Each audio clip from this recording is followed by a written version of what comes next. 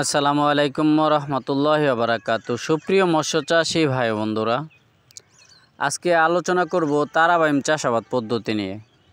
সম্মানিত মাছ চাষী, আপনারা যারা তারাবাইম চাষে আগ্রহী, যারা তারাবাইম চাষ করতে চান, তারা মিশ্রিতভাবে এবং এককভাবে তারাবাইম চাষ করতে পারেন।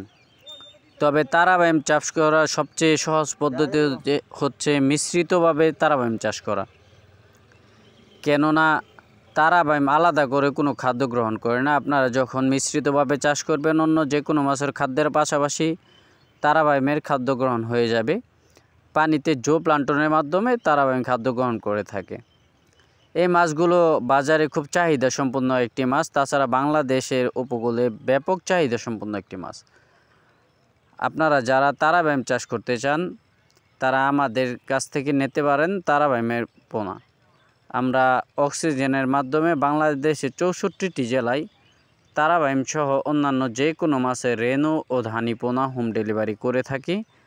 তাছাড়া আপনারা চাইলে আমাদের প্রতিষ্ঠানে এসে দেখে শুনেও তারাবাইম সংগ্রহ করতে পারবেন। ধন্যবাদ সবাইকে। ভিডিওটি ভালো লাগলে অবশ্যই চ্যানেলটি সাবস্ক্রাইব করে পাশেই থাকবেন।